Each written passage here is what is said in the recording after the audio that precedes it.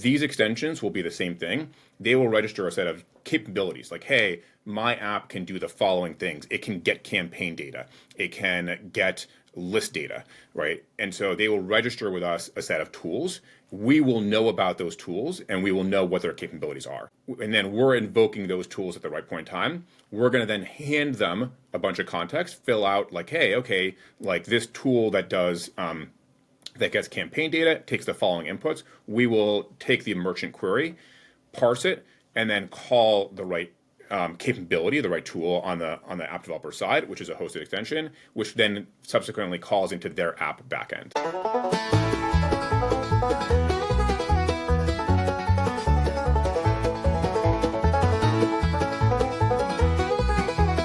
Hey everyone, welcome back to another exciting edition of the Liquid Weekly podcast. I'm your host, Carl Meisterheim. With me, as always, incredibly good-looking Taylor Page. Taylor, hello.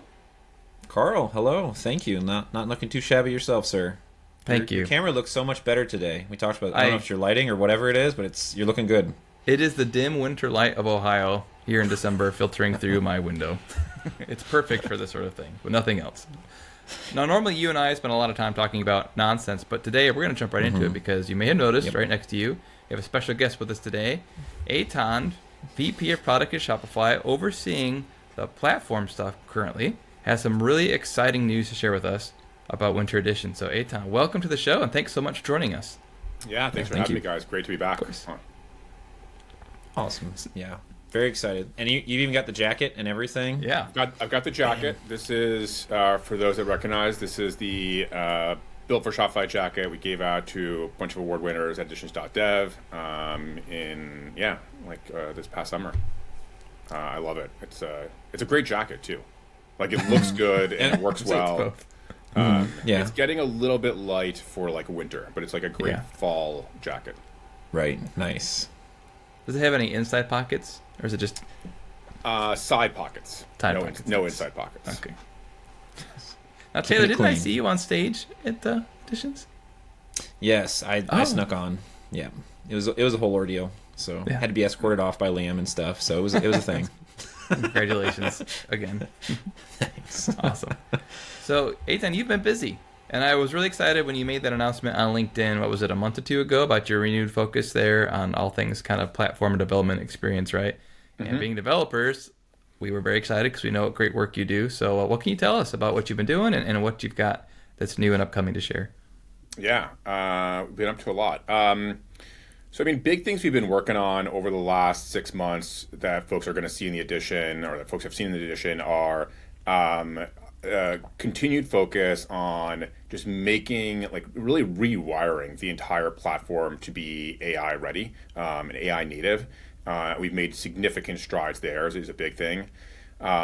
Second is really creating this new capability for our couple new capabilities. Like, so first, new capability with catalogs and helping enabling developers to build agentic experiences more easily. We announced that at Summer Edition, but it was only available to a handful of folks, if you will. We're now democratizing access to that and making it available to all partners on the Shopify platform to go and utilize the catalog and go build agentic shopping experiences. So it's an exciting new capability that we're opening up. And then we're also, on the app development side, making it possible for app developers to integrate with Sidekick.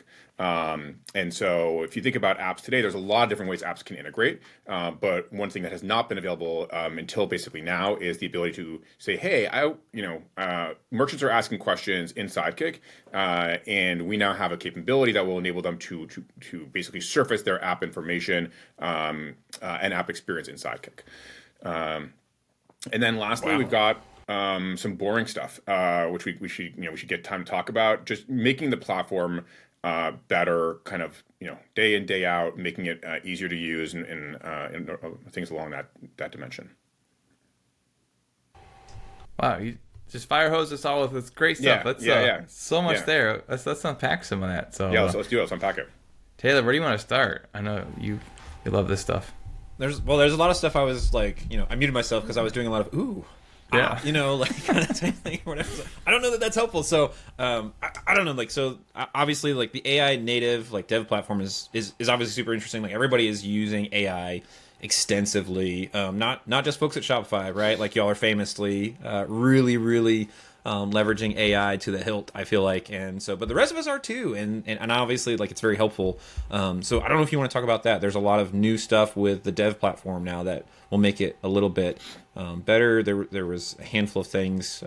Obviously, want to get to the boring update kind of stuff as well. I feel like that was everybody's favorite additions to dates, but like I would love to talk about some of this stuff too. Yeah. Yeah, why don't we start with the AI stuff? I mean, I think it's a good place to start. It's very du jour and relevant, obviously. Yeah, so just for context, we like earlier this year, if you think I should just rewind even just 10, 11 months ago, we had the ability for developers to get GraphQL from the Dev Assistant, right? So you could go to the Dev Assistant on Shopify.dev and say, hey, write me a query that will find me the last 20 products that were created after November 1st, 2025, right? And it would just, boom, produce the GraphQL for you. Really cool, actually, because like writing GraphQL by hand is a pain in the butt. We then, at summer, rolled out the Dev MCP server. So that way, developers could use it in their own environment. They could use it in Cursor, in Claude Code, Claude Desktop, etc.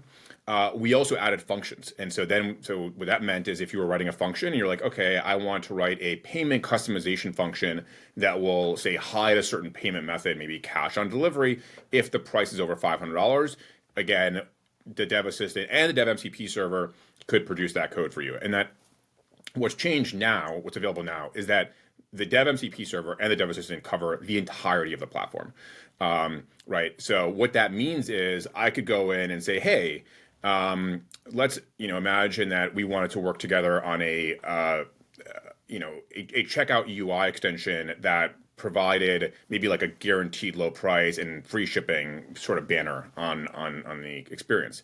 I can go to the Dev Assistant or Dev MCP server and say, hey, please create me this checkout UI extension that will go do that, and it will produce the checkout UI extension for you.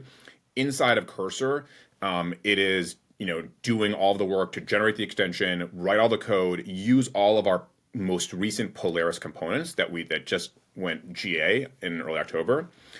So it'll go do all that. Then you say, okay, hey, I want to actually make it so that these messages can be like customizable by staff. Like, please store the data that you're using here like in a meta object.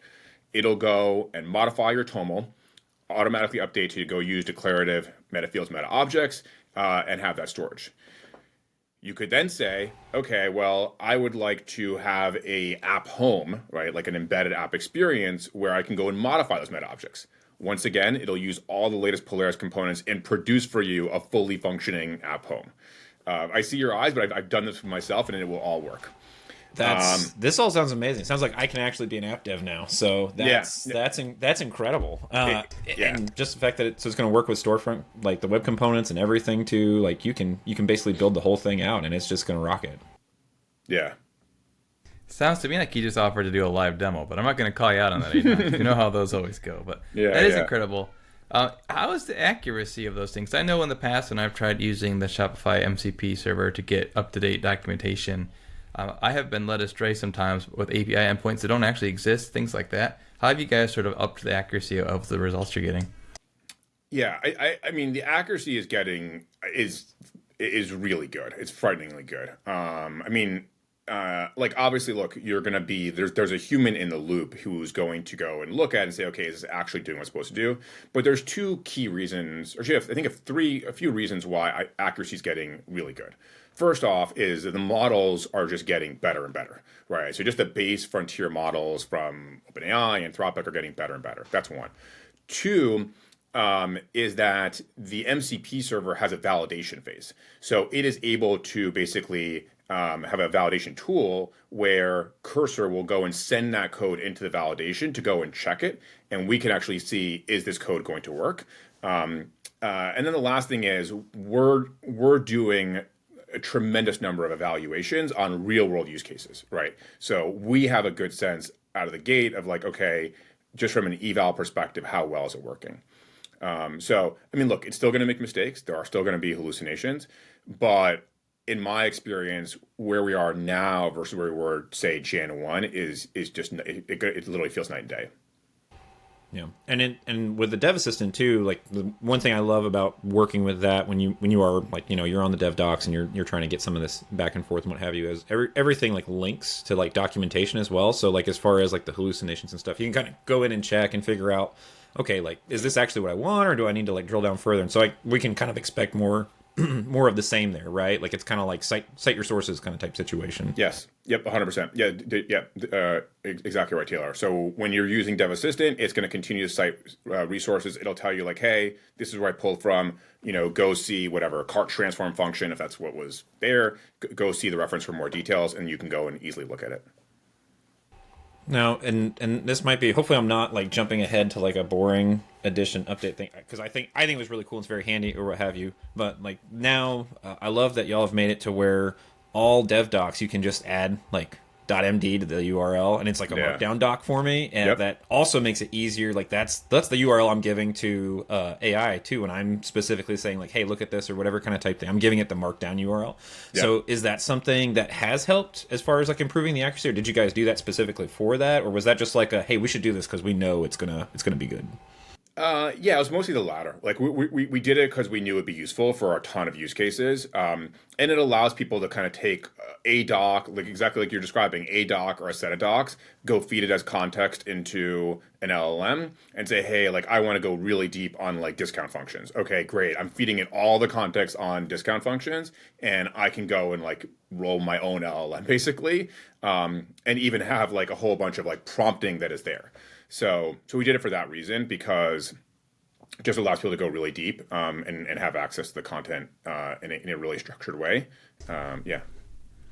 One of the things that you mentioned in your notes too was that you have changed the rendering on Shopify.dev to be server side. Yeah. Which immediately I'm like, oh, good, they started using Rails, but I'm sure that's not what you're doing there. But speak to that a little bit. Like, what was the technical choice there? How did you guys achieve that? And then you mentioned it was for the sake of AI agents. Give me an example of how that's going to be helpful.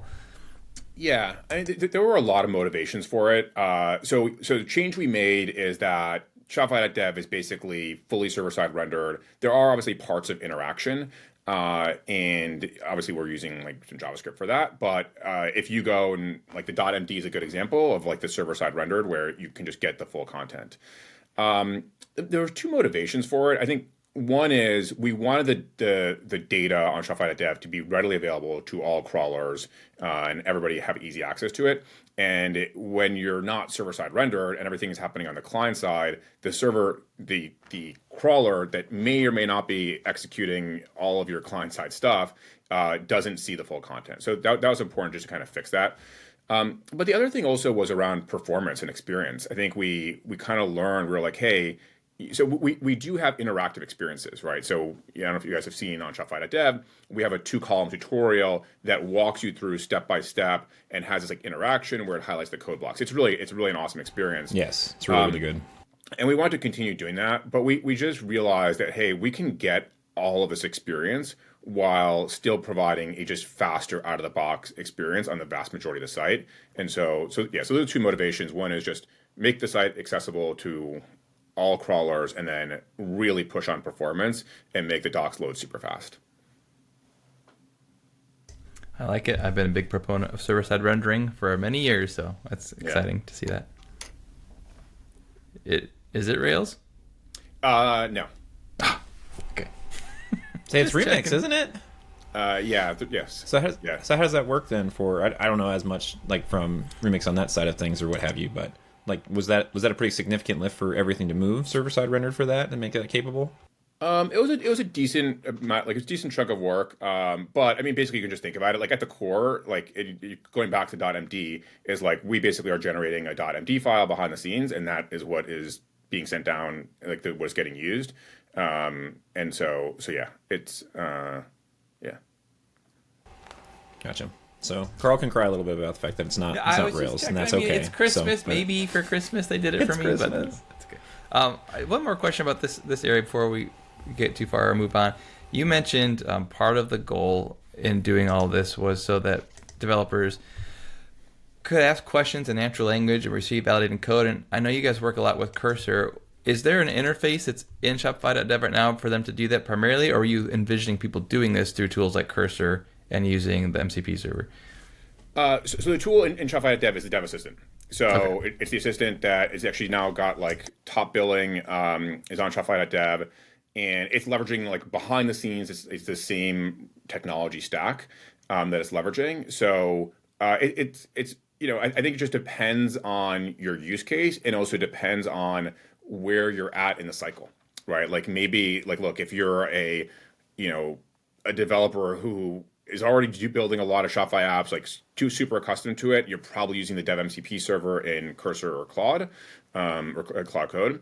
If you're maybe just like, okay, I want to like play around with something, I want to see how it works, understand it a bit more, you're on Shopify.dev. And so we think about like the full spectrum of like the developer journey. That's a good call out, because I think, for some folks, I imagine a lot of them have already dabbled in AI, but if you don't have a tool set up or you don't have a subscription to Cursor or whatever, you can just go right into the webpage and play with it and see what kind of results you can get. Yes. That's nice. Yeah. That's awesome. I also wanted to call out pretty specifically when we're talking about natural language that in your examples, you said please and all that fun stuff or what have you. So I am also a proponent of being kind to our AI future overlords. So I think that's best practice too. So I do it. It's really funny. I still do it. Too. I'm like, oh, that's all right. We're just gonna call it best practice. So yeah.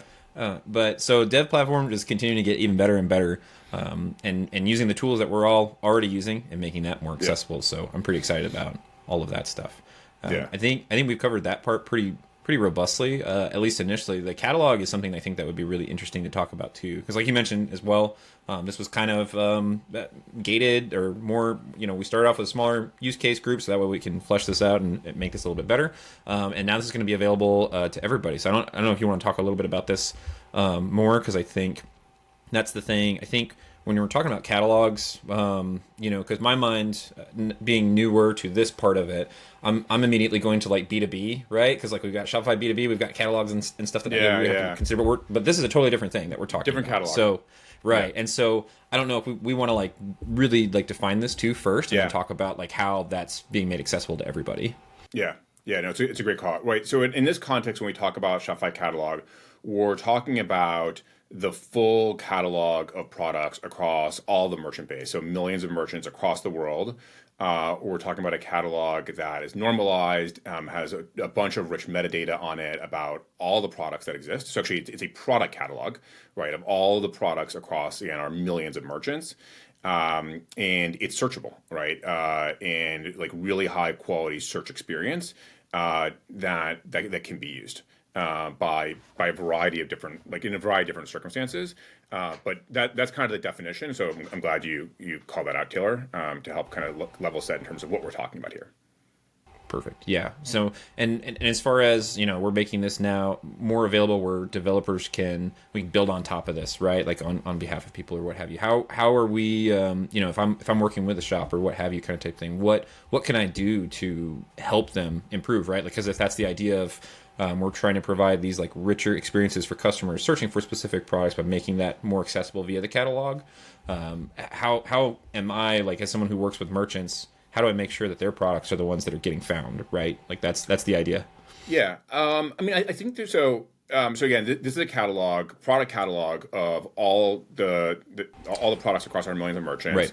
Right. It is searchable. And so I'll walk you through the experience a little bit that folks will have. Yeah. You'll go into the dev dashboard. So it's based in dev dashboard. You'll define your catalog. You're like, hey, I want to create a new catalog called like 3D printers, right? Imagine that you're passionate about that sort of area. You can define things like, okay, I only show products in this price range, things of that nature, and so then you get your own custom endpoint for it, where you kind of like are creating your view of it as a way to think about it of the catalog, and then you can go and query it. You basically are passing it queries like you would any kind of search experience. So you might say, okay, like show me 3D printer cartridges, right, or things of that nature, like new supplies.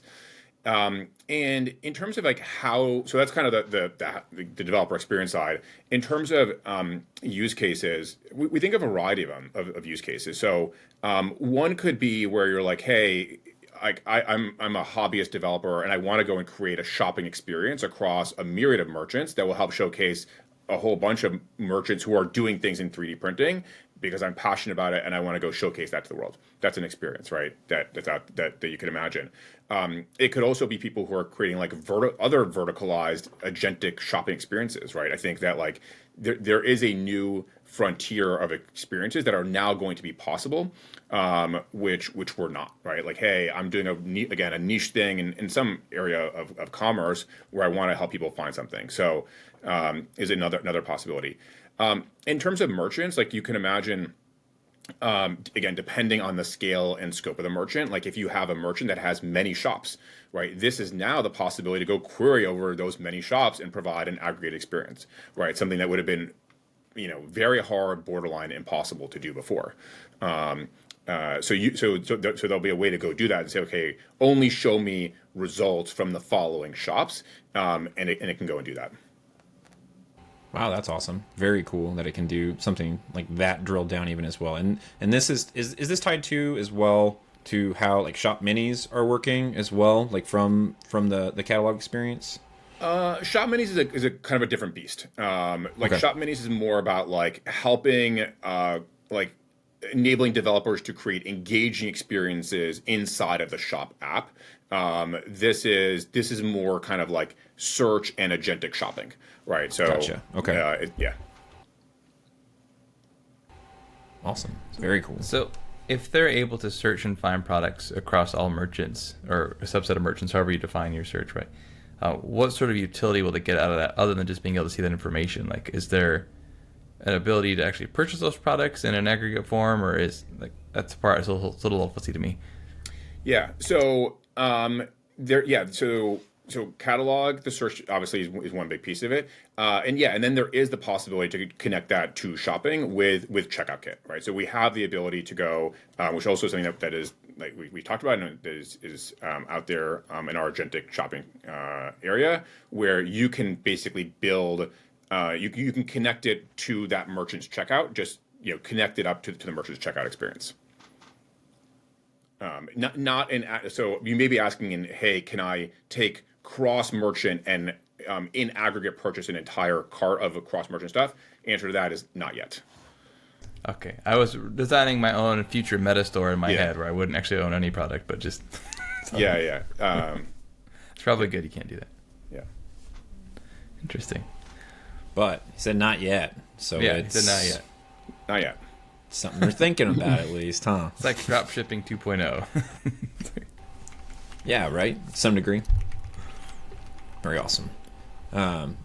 Is there anything else you want to cover from catalog MCP there too, or let's say the next thing sounds very cool too? So very interested to move on to that. Make sure we have time for boring stuff. Yeah. Yeah. No, I think So just the way to think about it is like democratizing access. All partners can go build agentic shopping experiences. Catalog is kind of like the tip of the spear. That's what gets you the ability to go search across our millions of products, and then connect it up with like the checkout kit pieces, which is like, hey, okay, I can enable a checkout experience. Either just like, hey, I can just link them to the merchant checkout and have it go do that, or offer a slightly more customized experience.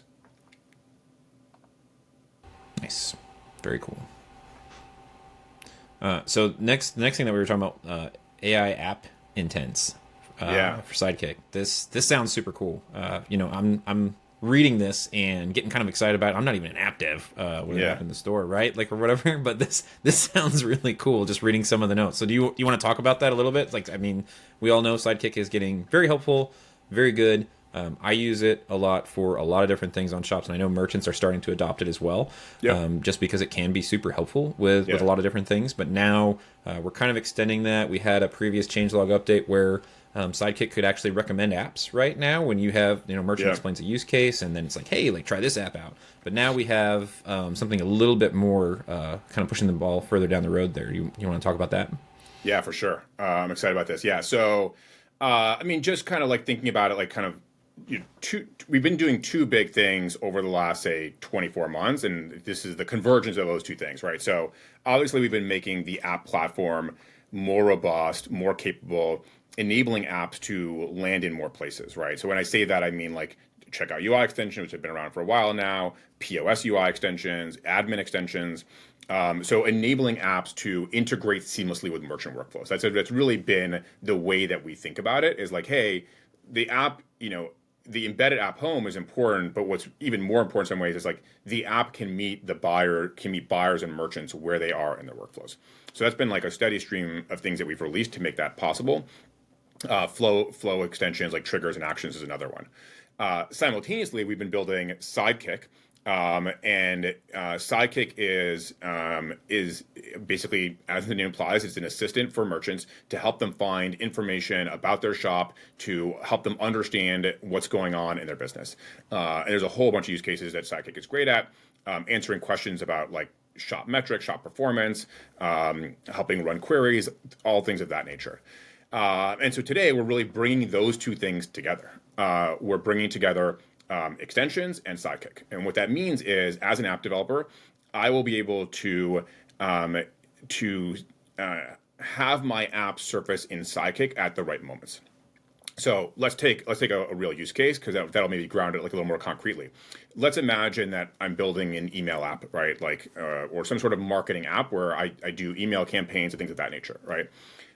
Today, if a merchant wanted to figure out, okay, well, hey, I just sent a BFCM campaign, or I sent a follow-on to a BFCM campaign. How is that campaign doing, right? They would either have to like go find the app, go into the analytics section, open it up, and then look for the BFCM campaign, or they might even have to leave the admin and go to the app outside, and then go and look it up and go do that.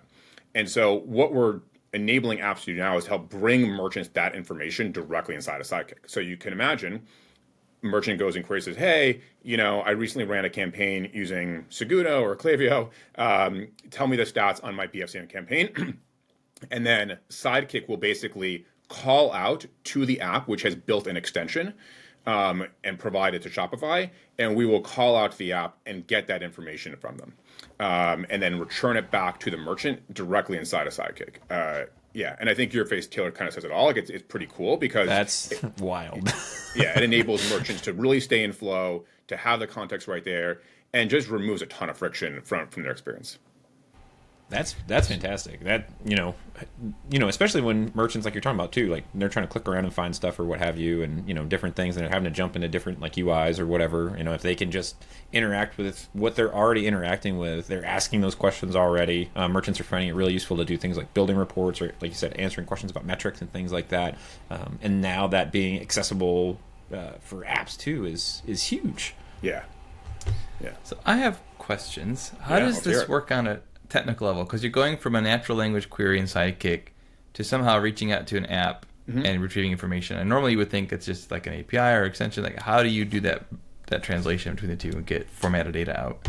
Yeah. So the best way to think about it is it's an extension, like other extension points that we provide, and inside of the extension, the developer is going to provide for us a few things. They're going to provide for us, think of it as a kind of a set of tools that their app can handle. And what we're doing is then we are the ones, those tools are registered with us, like extensions are. So if you're familiar with extensions, just to walk through extensions, right? Basically, the vast majority of extensions on Shopify are bits of code that are provided by the developer that are hosted on Shopify. These extensions will be the same thing. They will register a set of capabilities, like, hey, my app can do the following things. It can get campaign data. It can get list data, right? And so they will register with us a set of tools. We will know about those tools, and we will know what their capabilities are. And then we're invoking those tools at the right point in time. We're going to then hand them a bunch of context, fill out like, hey, okay, like this tool that does that gets campaign data takes the following inputs. We will take the merchant query, parse it, and then call the right capability, the right tool on the app developer side, which is a hosted extension, which then subsequently calls into their app backend. Their app backend returns. We're obviously taking that data and then formatting it and providing it to the merchant. So is this something, if it is an extension too, is this something that like the merchant or whoever's working with the merchant or whoever is going to have to like install or whatever kind of type thing, or is this just something that like it kind of comes for the ride or whatever when you install the app? If that makes it, is there any manual intervention the merchant's going to have to opt into this? It's great. It's a great question, Taylor. So plan is default on, right? Because we want to make sure like that merchants are getting the benefit like right out of the gate. But we'll always have merchants will always be in control, right? So you can kind of think of it like other things too, like hey, we go, like a developer can activate, for example, it has capabilities to activate a function, but merchants are fundamentally always in control and can decide, hey, I want to deactivate that thing. Yeah, that's awesome. I mean, I don't know why you wouldn't want to have it on. It's like if it's accessible and you're already there and using that or whatever, like you would want to do that. But I was just trying to think if like, oh, like our merchant's gonna like get notified somehow or what have you that like we need to turn this on or whatever. So auto opt in and then like we can like turn it off if we need to, kind of type thing. Yeah, I mean, look, maybe the app is not providing, this particular app is not providing great quality results, and that's a good signal for us to know, and that we can also then of course share on with developers. But yeah, that it's a makes a great lot of question. sense. How much flexibility is there on the part of the app developer in terms of what they do and don't expose? Like, is it pretty much make anything up you want and there will be a way to configure that in the extension, or are there hard-coded sort of pieces of data or paths that you guys are going to enforce? It's a really good question. You guys are there's a good deal of flexibility. Like many other things on our platform, we do have guardrails in terms of like, hey, making sure that the number of capabilities they expose is reasonable. Yeah, so there are, yeah, so the developer is given a good amount of flexibility because they're the domain expert, right? Like, hey, you know your domain really well. You know where your app capability is. We want you to take those app capabilities and translate them to us about like when we should be leveraging your app. So again, if you're an email app, tell us what can you do? Like what are the data points you can surface? They're the domain experts, and they're the ones that are going to be sharing that with us. And then we have guardrails to help move things in the right direction and drive a high quality merchant experience. That's cool. Yeah, I'm really excited to see the docs inspection on this because I'm still struggling a little bit to be able to think of how I could, as a merchant, go from a natural language query like, let's say we have a discount app. So show me how my discounts have been performing the last 7 days, and then how that gets translated in such a way that my app can programmatically make that determination to send that data back. That still seems a little fuzzy to me, but I can't wait to see more about it. Yeah. I mean, if we go back to the email example, right, like, okay, let's make it a bit more explicit to make it a little bit easier. Like, hey, show me how my Seguno campaign performed over the last 5 days, right? The developer on their end may have the equivalent of like a get campaigns tool or a get campaign detail tool, right? So you can just see how like so we know we can take that. This is where Sidekick intelligence comes in. We can take that, be like, okay, this is for Seguno.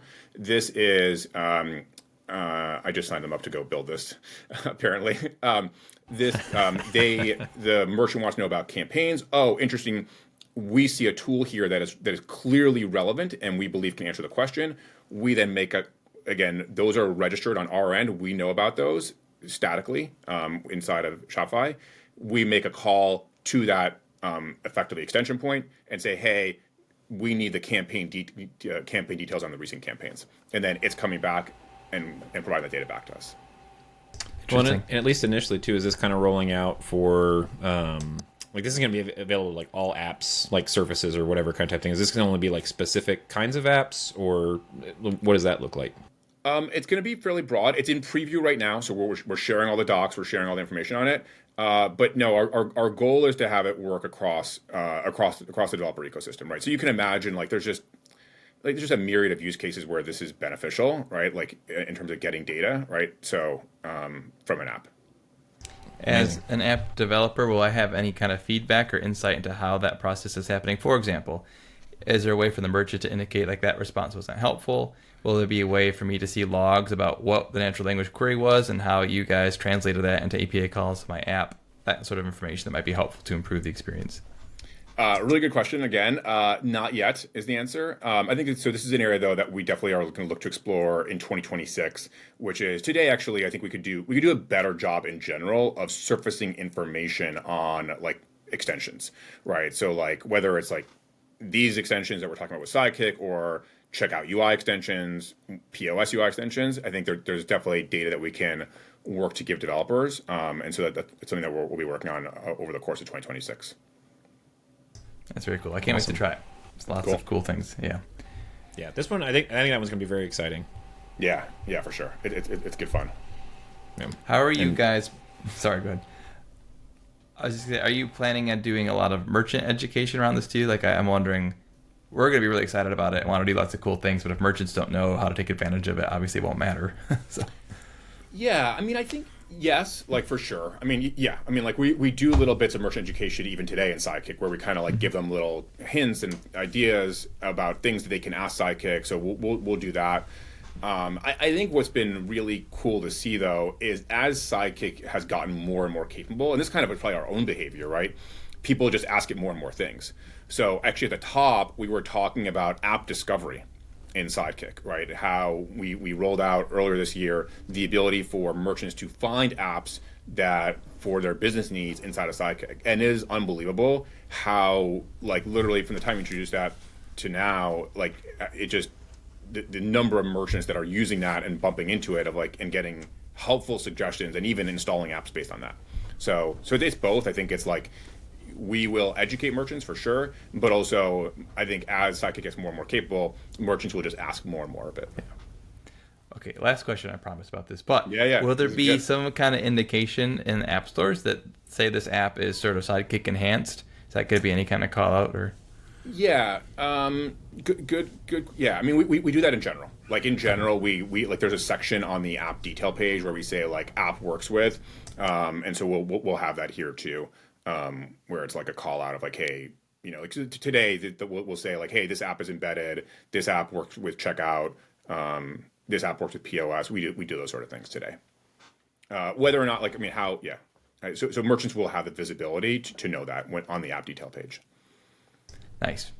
There's not going to be any big push, though, from like a marketing perspective, similar to Built with Shopify or Built for Shopify, where like, hey, here's the top 10 apps that have, you know, integrated Sidekick. I think they're a bit different. Like Built for Shopify is more about a quality indicator and like our assessment of quality overall.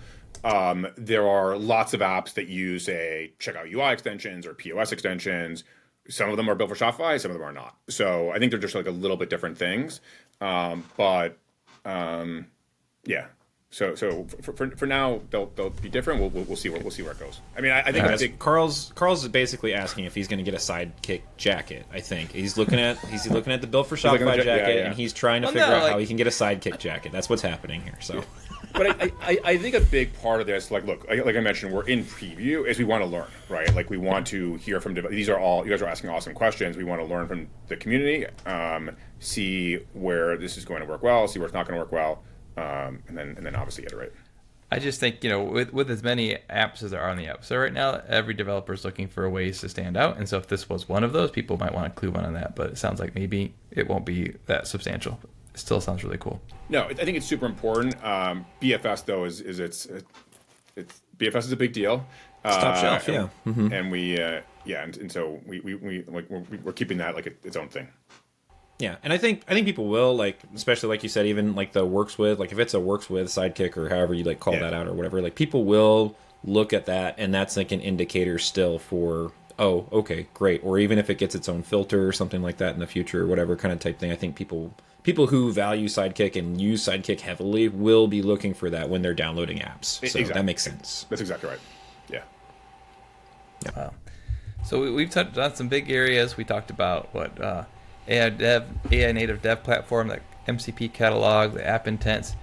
Was there anything else that you wanted to bring today that we didn't already have on our list to make sure we get covered?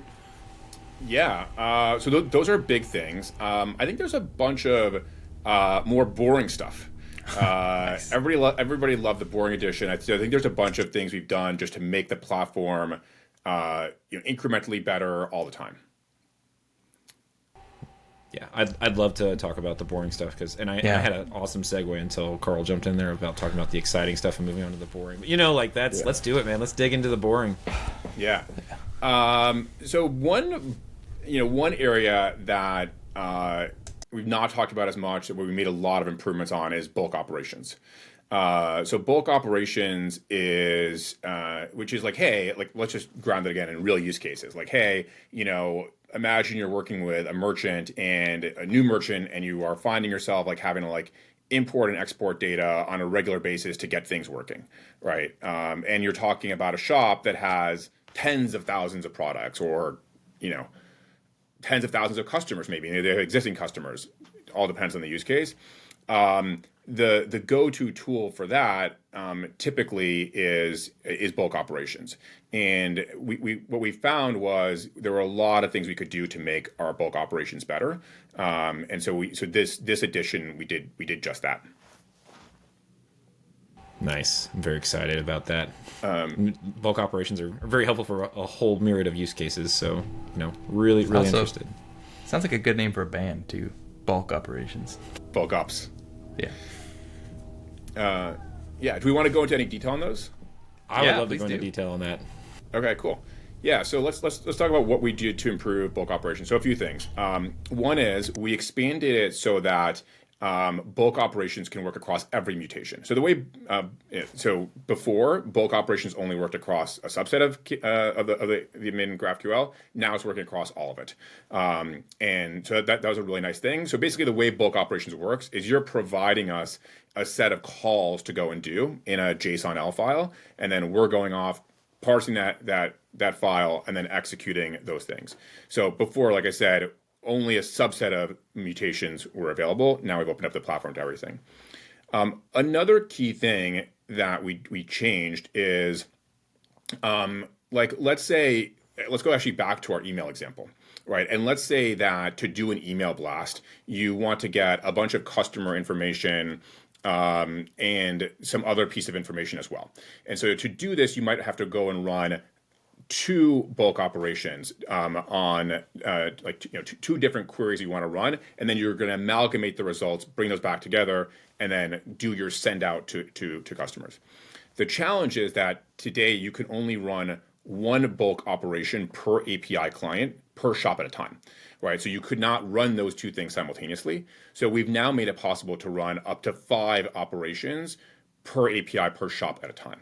Right, which is kind of neat because then you can go and do these sort of things where you're like, okay, I need to do a whole bunch of work. I need to get a whole bunch of data at once, and then take that data, amalgamate it together, and leverage it for my use case. And so now you can go do that. We've also introduced alongside of that a new bulk operations query where you can find out the status of all your bulk operations at the same time. So very kind of more boring stuff. But again, if you're in the world of like if you're in this world where you have to move data into or out of Shopify, this is about making it meaningfully easier to do so. So Matrixify just got a lot faster, is what I'm hearing. Yeah, I mean, a good example of that for sure. Yes. Yeah, that's really cool. Yeah. So another big one that we did is improving Metaobject is around Metaobjects and metafields. And do you guys use this at all for the stuff that you guys do? Oh yeah.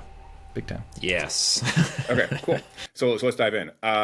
So one of the cool capabilities that we're introducing is basically advanced filtering on Metaobjects by giving you more power in terms of querying capability on metafields. So the way to think about it is imagine I've got a Metaobject that has a bunch of metafields, and some of those fields might be integers to store various information. We're now going to enable you to query those meta objects by values on metafields with advanced querying on them. So think about things like ranges, right? I want to have a range. I want to say, hey, find me all things between this value and that value. Those things are now possible. So I think it's really kind of quite powerful for folks who are using meta objects to go store information. Let's actually do a real use case. Testimonials. Hey, I'm storing a set of customer testimonials in meta object. I've got the person who submitted it, the body, and the date. And I want to go do date filtering to say, hey, show me things between these dates. You can now do that. That's awesome. I love this idea, mainly because there's all sorts of stuff I'm doing in Flow, for example. You can get meta object data, right, or what have you. And so now instead of if you don't know the handle or whatever of the specific meta object, but the value that you're looking for a specific key, I can do that. Yep. Yes. That's awesome. Yes. Very cool. Yep. Love that. Yeah, exactly right. Wow. Yeah. Well, a lot of questions. So first of all, this querying, this is only programmatically, or can you do this through Sidekick? It's a good question. It's programmatically, so it's available via the API is the primary use case. It should work in Sidekick too, but I want to come back on that. It's a really good question, Carl. That's good. And then maybe this is out of scope for the conversation, but I'd be very curious, from what I understand of unstructured data like metafields and Metaobjects, how you guys implemented this on the back end such that you could perform at least search on this large quantity of data like that. I don't know if that's up for discussion or not. It's not. Okay. Sorry. No worries. Can't talk about that. Well, so this is, I mean, huge. I mean, not just for app devs. So like we've got like a whole series of things where everybody is just dumping as much as they can into meta objects and meta fields for, if I can use that reference there. But like, I don't know. I work with a lot of merchants, and from the storefront side of things or whatever, like we're using meta objects for everything on one shop. We were creating a whole bunch of meta objects for zip codes because we have to have specific information that we're doing for all this other stuff or what have you based on, you know, plants that ship out. And we've got these different areas and regions that have growing zones associated with it. And doing this now where we got rid of a custom API because everything got moved to meta objects, and we're doing stuff in Flow as well. That's super powerful. That's awesome. So very helpful for merchants. And y'all also, I don't know if this was the other thing, you kind of glazed over this, like y'all went crazy with the meta object list or limit. I mean, compared to what it was previously, like y'all blew that up. So that's a boring update, but huge. Like I think everyone was stoked about that. Yeah, great call out. Yeah, I mean, it's actually two things. One is the zip code example, Taylor, is a great one. It's a use case that we talk about all the time where people are like, oh, hey, you know, I'm going to have certain restrictions that apply to a zip code level, and maybe those are all encoded in a meta object. So great use case and one that we think about a lot, actually. And yes, we upped the limits, and also we made the limits more deterministic for app developers. Previously, there were limits that an app developer, which were shop level, and an app developer could not really rely on because it's like, well, I don't really know what state that shop is going to be in. So now we have like a separate pool for apps. So that gives them determinism, which I think is really important. So you can be confident, like, hey, if a merchant's installing this app and I need to use whatever 20,000 meta objects to go store it, you're going to have 20,000 meta objects. So yeah, that's awesome. I missed that in the update. I don't know if you can. I don't know if you can talk about. Do you know the limits offhand or what? I'm like asking you like ridiculous stuff because it's like 1 million or something, whatever per shop or something like that. I didn't realize there were specific app designation limits as well. I will pull it open right now. So apps, I think, is about 256 definitions, each supporting up to 1 million entries. That's awesome. Yeah. So we don't want to double check it, but it is it's something that we announced. Very cool. Yeah, I'll go back and check that. That's very cool. Each app installed on a shop can create up to 128 meta object definitions. It's then 256 for Plus or Enterprise, and then each meta object definition can have up to 1 million entries. That's awesome. Yeah. Well, that was like you were talking about, like when we were looking at limits and stuff, and then we were talking about zip codes. Like there's like. I didn't realize like how many zip codes there were when we were initially talking about this or what have you, and so it was like I don't know if we can do that, but then that rolled out and that was perfect. Like we could do whatever we wanted then at that point. So very cool, very helpful. Yeah, and I think if you think about it, like this is the direction we've been moving in, which is making meta objects more useful for developers to store merchant data, right? So we did declarative custom data, which makes it way easier if you're an app developer to declare your schema up front and then just access your metadata.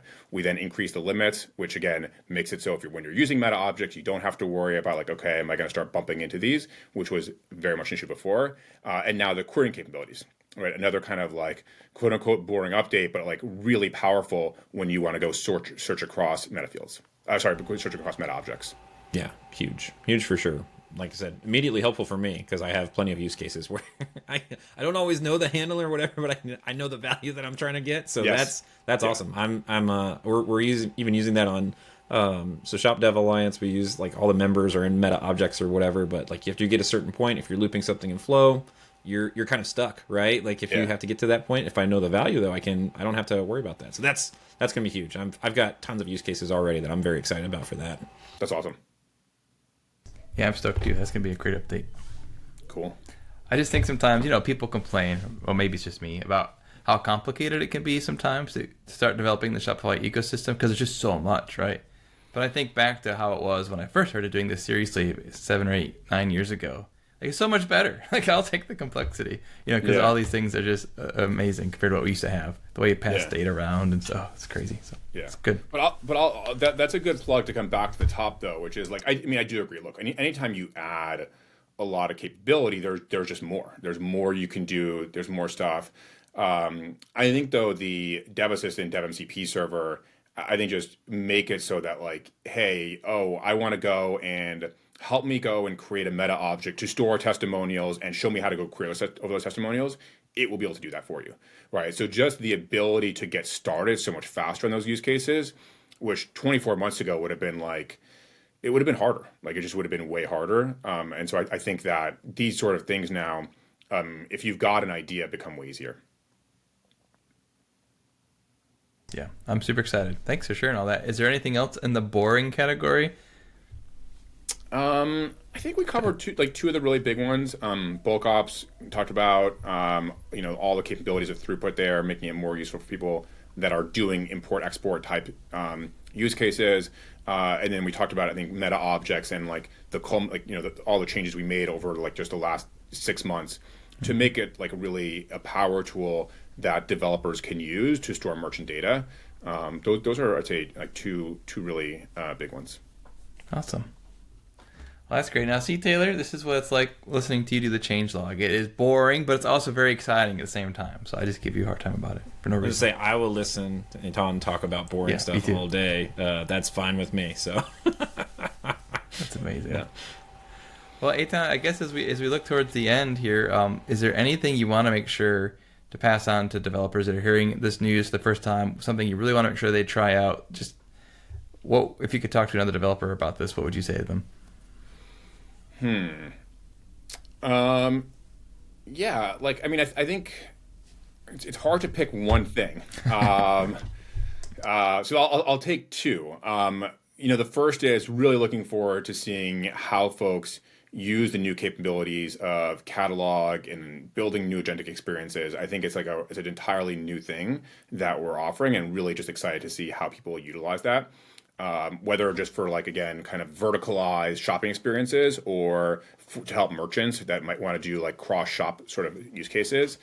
So really curious to see how the community takes to that. The preview of apps, of enabling apps to show up in Sidekick and the extension work we're doing there, I think is another, like, again, new frontier, bringing these two worlds together. And then, how is the Dev Assistant and Dev MCP server helping folks get started? Really curious. I mean, for me personally, like, it's really been transformational because it makes it so much easier to build things that, like, I can use more of our platform faster, where I'm like, okay, like, actually the LLM is generating huge chunks of the code, and then, like, I'm going in there, I see it working, and then I'm going in there and editing and looking at what's going on. And so I think it's an awesome moment for that too. So I actually give you 3 in the end. That's good. And as people start to get their hands on some of this stuff, obviously some preview. So do we have any expectation around accessibility when it might land, or is that just sometime in the future? So the on the apps and Sidekick, any of the stuff that you just want to touch on. So catalogs is rolling out. The access to catalogs rolling out, as we speak, and folks will be able to get access to it really shortly. And then the apps in Sidekick and the building extensions that work in Sidekick will land like later in Q1. Okay. And if people want to give feedback to the team as they do the preview, what's the best way for them to do that? The forums. Community forums are a great place. We hang out there. Twitter's good too, but a lot of us hang out on the forums. Are highly responsive there. Awesome. Taylor, any last questions from you? No, I think we covered all the things, and I'm still processing all the awesomeness. Looking forward to actually digging into his stuff. Yeah, cool. This is great. And you did all this after only being on that team for what, a month, Eytan? I can't wait to see what the rest of 2026 brings. Yeah.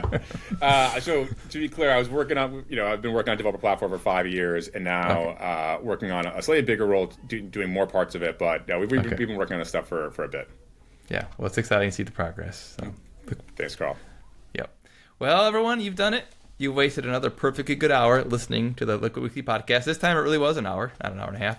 Eytan, thank you so much for joining us and being with us. We appreciate all the insight and the goodies you brought to us just in time for Christmas.